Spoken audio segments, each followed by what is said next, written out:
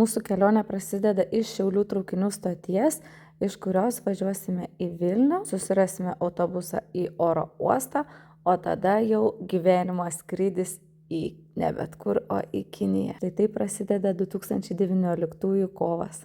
Žinant, kad iš Lietuvos nėra tiesioginio skrydžio į Pekiną, tai pirmiausia mūsų skrydis buvo į Stambulą, kuriame laukiame 8 valandas, po to persėdame į tiesioginį lėktuvą į Pekiną, kur skrydis užtruko berods 11 ar 13 valandų. Pirmi įspūdžiai. Jokių. Be įspūdžių. Kaip klausykit šitą abstinencijos sunkiai. Teisingai, kaip be cigariuko 10 valandų, ką? Sakė, paliktas lagaminas, prikraus pilnas, geresnis. Eivariukai, a tu paliksi ar sudėsi, padėsi? Eivariuks lagaminus kraus. Esam oro uoste. Toks nei didelis, nei mažas, pusvalanduką pasivaikščiojam pėstute, tokia mankštelė iš paskrydžio, visai neblogai. Čia jau toks mini Pekino miesto kamštis važiuojant į viešbutį.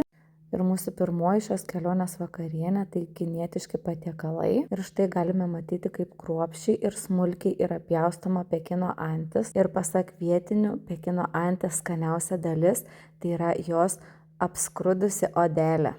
Kadangi mes vykome su lietuvių agentūra ir mūsų komandoje buvo netgi 18 lietuvių, tai jau pirmieji norėjo įsiamžinti Pekino vakarienės fone. Ir Eivariukas atliko fotografo darbą. Aišku, mes po to visi vienas kitam padėjom ir dalinomės, buvo kas po to fotografavo ir mus. Mūsų grupelė lietuvių, su kuriais mes keliaujam. Ką, Eivarai, tu su tausinė čia darai, muzikos klausai, didžiai? Pasukam, nes saulė apšvietė labai. Na, tuči. O mes čia vaikštomis ir sukinėjomės pačioje didžiausioje pasaulyje viešoje aikštėje, kuri vadinasi Tianmenio aikštė. Tai yra 440 000 kvadratinių metrų aikštė pačiame Pekino centre. Į šią aikštę, kad patektumėme, turėjome ir praeiti apsaugą. Šiaurinėje aikštės dalyje ir yra tie Tianmenio aikštės vartai. Lietuviškai tai būtų dangaus ramybės vartai, kurie skiria aikštę nuo uždraustojo miesto. Visiškai nesuplanuotai mums pasisekė pamatyti kariuomenės pasikeitimą. Kad galėtų pamatyti šitą įvykį, kartais žmonės keliasi net 5 valandą ryto ir rikiuojasi prie vartų, o mes visą tai turėjome galimybę pamatyti tiesiog einant pro šalį. Tai žinoma, visi stabtelėjome ir palaukėme šios kariuomenės pasikeitimo. Tai galit pamatyti ir jūs.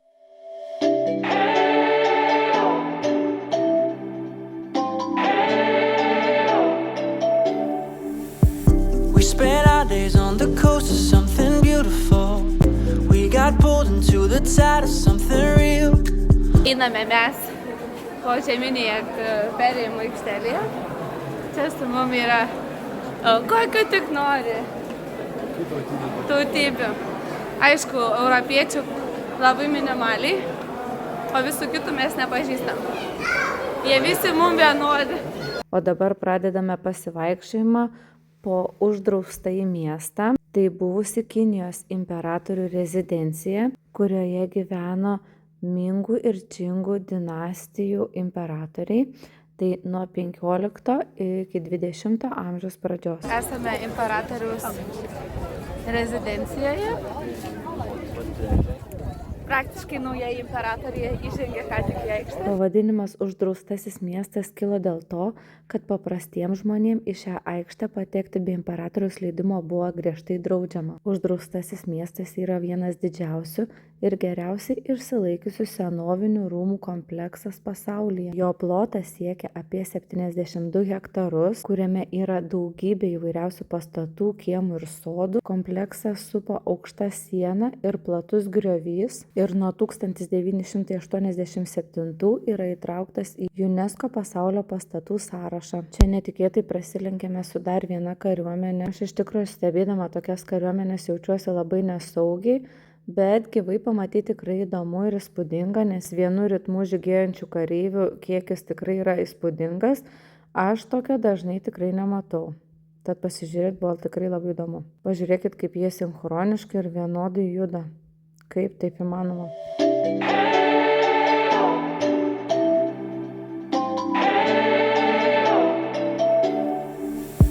We spent our days on the coast of something beautiful. We got pulled into the tide of something real. Вам можно передавайте, пожалуйста, пока не открывайте. Ir štai jau dalinamės mažais puodeliais kinietiškos arbatėlės. Čia bus atliekamas visas kinietiškos arbatėlės gėrimo ritualas. Много калиции в ферментации, поэтому такой сорт его листья калиции остается в листочке. Поэтому чай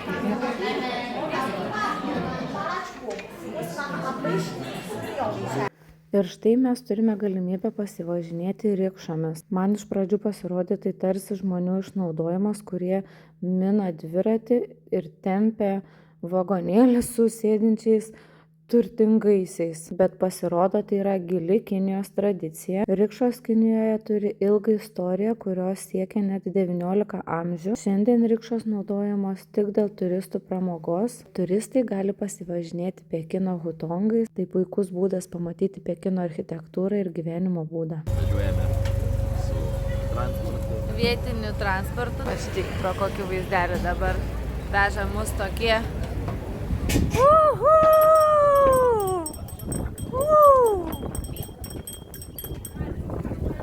Štai galima ir skanėstų nusipirkti vietinių. O, stabdis, kamštis priekį. Prasidėjo mūsų kelionė Didžiąją Kinijos sieną. Aivariukai, kokia tavo emocinė būsena pasirodė? Gerai, labai gera. Vyksta istoriniai dalykai. Pirmasis palėtimas. Taip, jee! Viens iš tų įveiktas 2. Wow! Wow!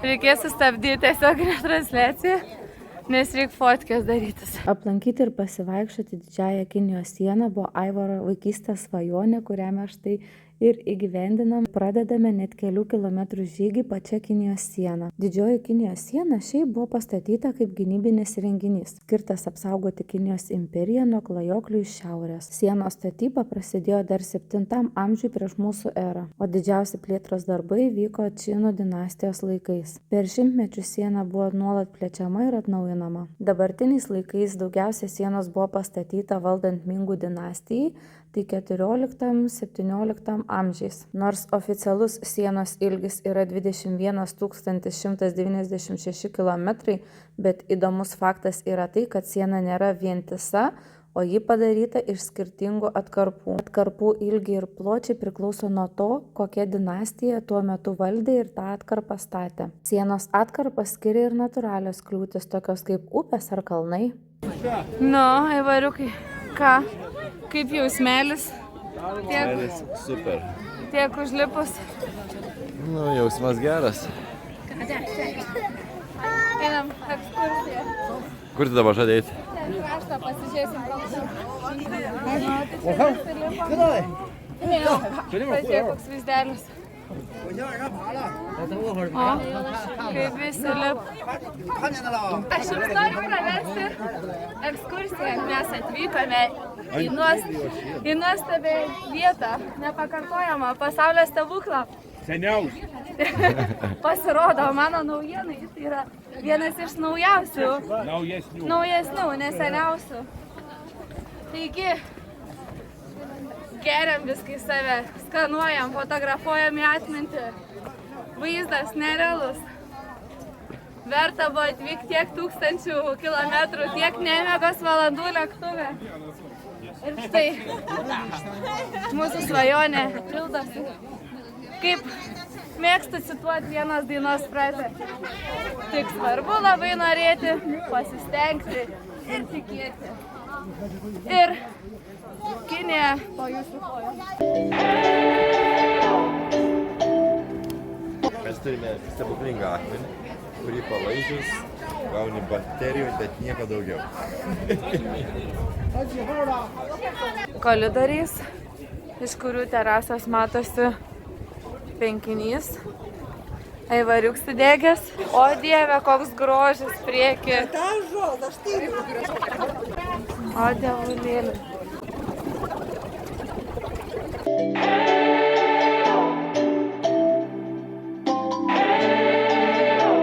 Ką jūs norėt pasakyti? Kas tai jums nepatiko? A, turit problemų kokių? Ką norit išsiaiškinti? Aš nežinau, viskas gerai. Man viskas gerai. A, jūs iš vis čia pataikėt, suprantat, kur jūs čia randatės? Atsiprašau. Aivariuks už kamerų. Tik neįkrisk tu man. Kavicka? Fotografuoju. Nesislėpkit. Au! Kur randamės? Randamės Olimpinių žaidynių stadione. Nu, a čia stadionas? Tu stadione stovi? Kas čia bėgioja? Olimpinių žaidynių miestelėje. Čia yra prabangus drakono formos viešbutis tuo metu buvo. Čia gyveno prestižiškiausi lankytojai, svečiai, sportininkai, treneriai, nežinau kas, bet žodžiu tie, kurie labai jau daug bonusų turi. O dabar perpirko kokią ten įmonę? Kažkokia IT's. IBM's. Perpirko IBM kompanija šitą pastatą ir jie naudoja savo reikmėm. Nepatikslino, kas ten vyksta. Čia Pikachu. Dabar aš dar ir fotkinsiu ir filmuoju. A man pozuoti? Gali pozuoti.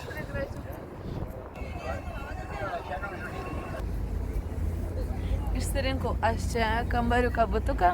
Ką čia butuką, visą butą. Aivariuks nupirks man. Prileiksit, galėsit prileikti pas mane kavikės. Ten iš kokia 55 aukštį. O čia, kai pyragaičių privalgysim, eisim pasportuoti. Mua.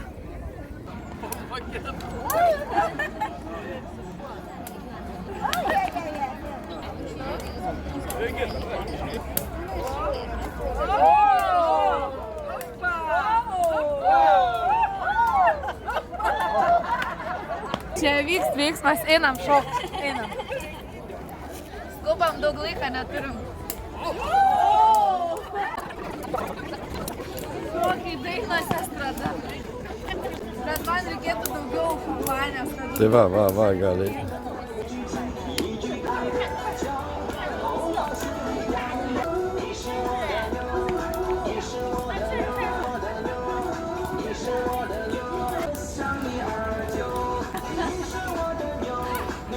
Kokiai dainos estrada, einam toliau.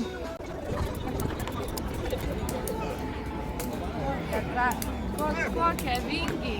Reik Šiauliuose grįžus meršinėlį į tokią matą. Viens iš kitą geresnė. Nukėlė manų lauktuvų. Čia vyksta įdomus dalykai. Nugaros masažuoklis. Šioje dangaus šventykloje, kurią matote mums už nugaros, imperatoriai melsdavosi dangui už gerą derlių. Ši dangaus šventykla tai nėra vienas pastatas, tai yra daugybės pastatų kompleksas Pekine. Ir mūsų kelionė tęsiasi didžiausioje traukinių stotyje Pekine. Tai ne tik Pekino, bet ir visos Azijos didžiausia traukinių stotis, kurioje gausių ir parduotuvių, ir kavinių, bei yra puikiai suplanuota, kad pavyktų viską sėkmingai susirasti greitai ir saugiai. Nepajutome, kaip greituoju traukiniu atvykome į Laujango miestą. Tai vienas iš 4 senųjų Kinijos sostinių, miestas turintis turtingą istoriją ir kultūrinį paveldą. Na, o pradžioje tiesiog vykstame susirasti viešbutį.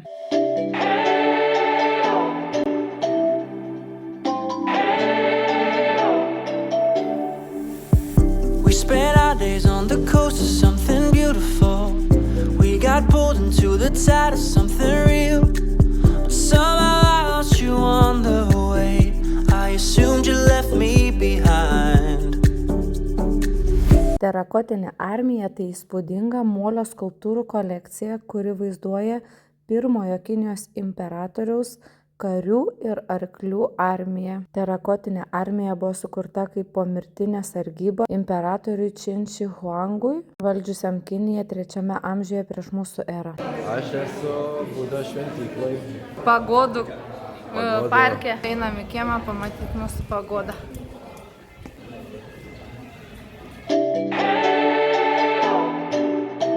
Mūsų obelų sodai, žinai, biškai primena, bet... Bet jo, jos jau pradėjo prieš 2 savaitės kažkur, o realybė yra šitokia. Juda.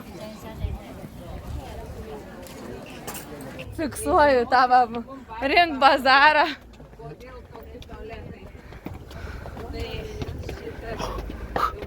Taip vyksta jaunųjų fotosesija. Asistentai dirba savo darbą.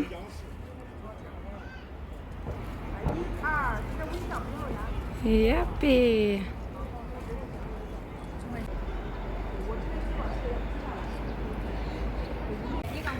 Taip žiūrim, kaip asistentas dirba savo darbą. Nuotaka pozuoja.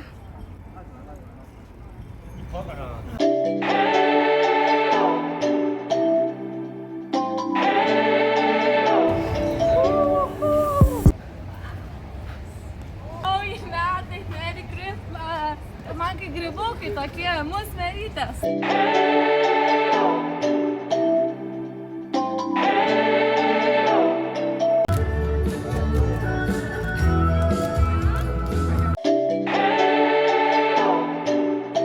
Va čia tai Girėniuose.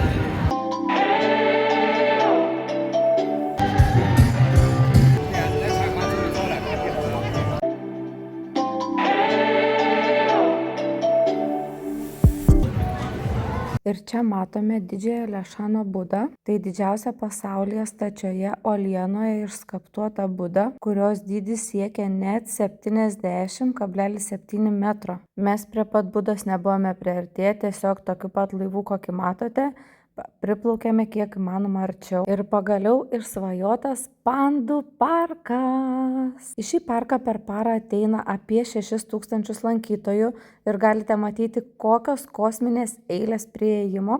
Bet mums pasisekė, kad mes buvom su kelionių agentūra ir mums buvo pasirūpinę bilietus iš anksto ir galėjome įeiti be eilių. Einam su masė kiniečių pažiūrėti kelių pandų. Pandos ausyčių tik tai. Mūsų visi klasiokai stengiasi neatsiskirti, nes čia iškart raguoliai. Čia breakfast dar pagal laiką. O, guli rūra atsukus. O, negaliu. Šitą veido nerodo niekad, vis laik nusisukus į lauką.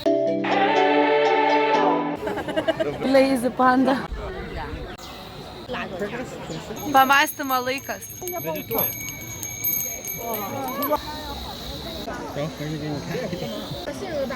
Pandų parke štai matome ir raudonąją pandą. Apskritai turbūt iki to laiko net nežinojau, kad tokios yra, nes raudonosios pandos yra artimos šeškinių šeimos giminiai, o ne didžiosioms pandoms. Ir kinų kalboje jos vadinamos ne raudonosiomis pandomis, o hunhulo. Šie gyvūnėliai yra labai tylus ir jie labai retai skleidžia kažkokius garsus. Raudonoji panda yra įtraukta į Tarptautinės gamtos apsaugos sąjungos raudonąjį sąrašą. Kaip pažeidžiamos rūšies gyvūnas turėjome galimybę pamatyti, kaip yra siuvinėjama šilko siūlais ir kaip dirba verpimo staklės.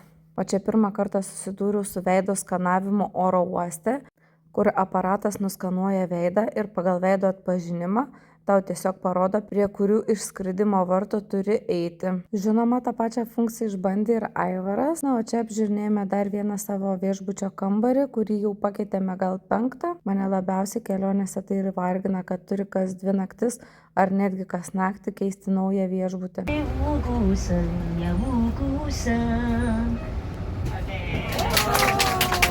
Ir dar vienas gamtos peizažas tai ryžių plantacijos.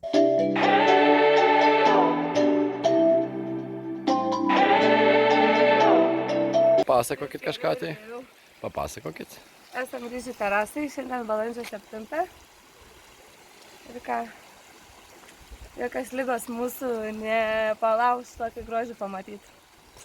Matyti. Einam pėstute, žingsniukų, jau 6000 lipam į kalną.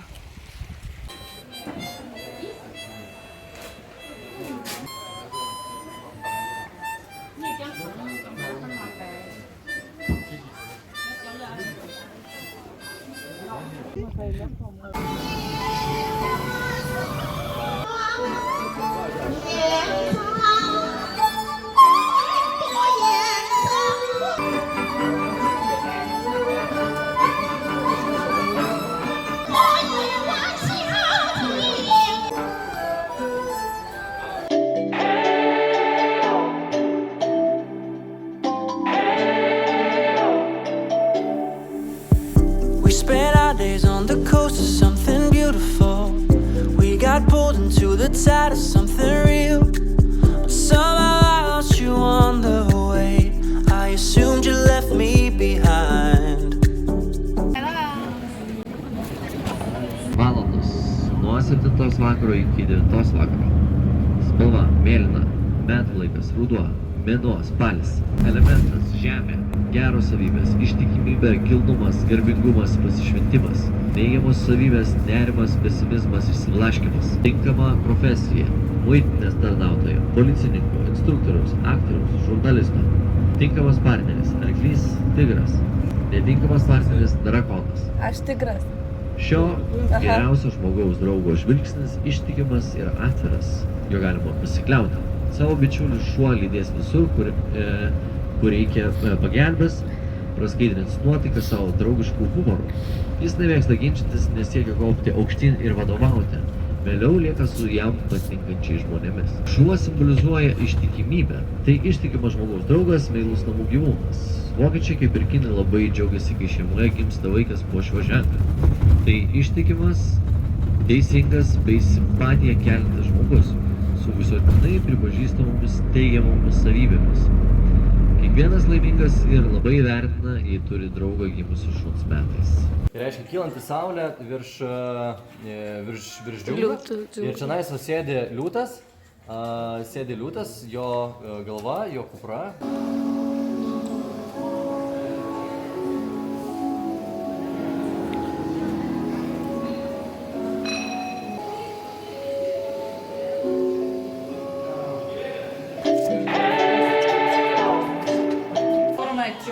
Bet jau mes nebeperkam jas. Pakankamai negeria pirmo užpylimo. Ir pirmasis vanduo, jisai vadinasi arbatos tiesiog sužadinimas.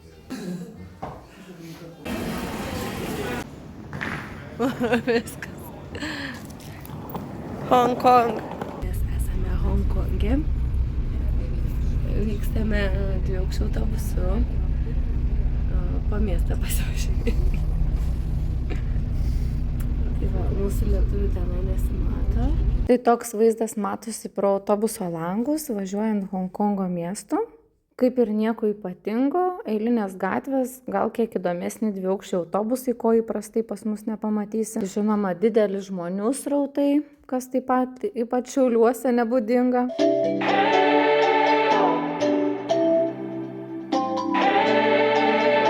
Hongkongas tai miestas, kuriame susipina šiuolaikinė architektūra ir gamtos grožis. Būtent Hongkonge yra daugiausia dangoraižių, kurie formuoja įspūdingą miesto panoramą. O šitas vaizdas, kurį dabar matote, yra Hongkongo pasididžiavimas. Kiekvieną vakarą dangoraižiai tiesiog šoka lazerių ir šviesų šokį. We spent our days on the coast of something beautiful. We got pulled into the tide of something real. Somehow I lost you on the way. I assumed you left me behind. Laivų konteineriai. Ir atkeliauja mūsų prekytės. Šaly Express užsakytos. Kuo tu pikts? Ko pikts, kai žmonės smagi?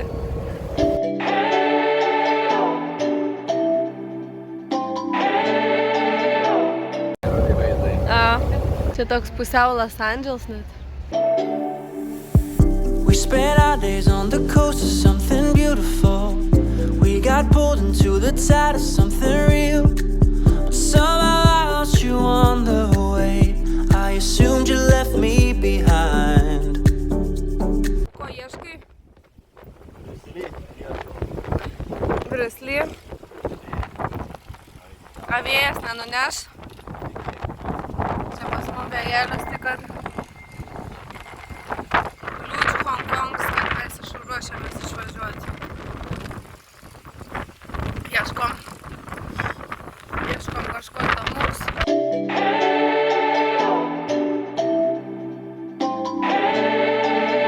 O vis dėlto Brislį ir atradom.